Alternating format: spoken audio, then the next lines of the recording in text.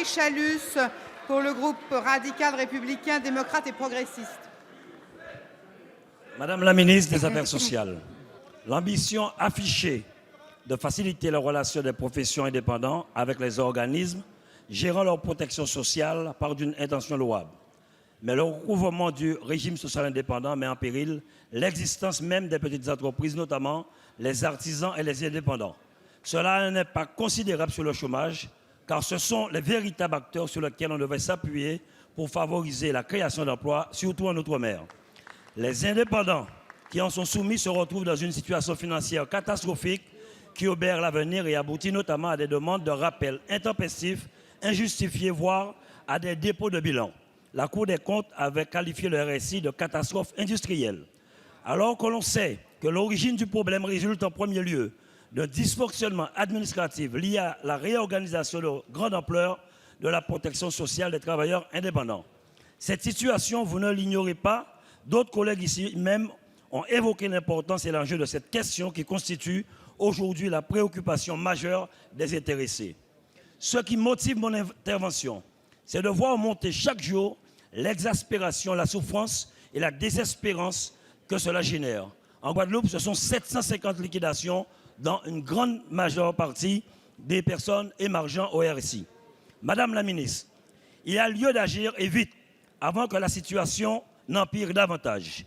Aussi, pouvez-vous nous garantir que des mesures urgentes seront prises dans les prochains mois pour mettre un terme au drame humain que provoque cette situation et surtout en Guadeloupe? Qu'en est-il de la mise en application des recommandations du rapport Bulto-Verdier? Merci.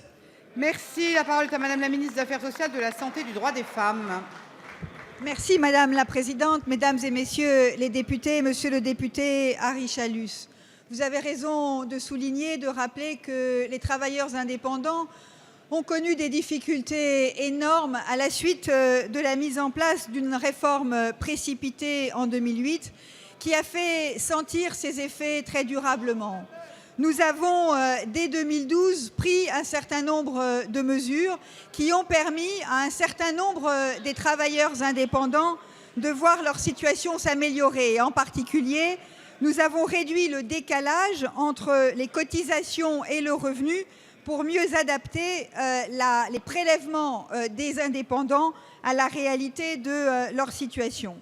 À la suite des dispositions proposées par le rapport de vos collègues Sylviane Bulto et Fabrice Verdier, nous avons, avec Christian Eckert et Martine Pinville, annoncé un certain nombre de dispositions et le Premier ministre lui-même a lancé un chantier d'ampleur. Nous avons d'abord mis en place des médiateurs pour les cas les plus difficiles, un accueil téléphonique de meilleure qualité.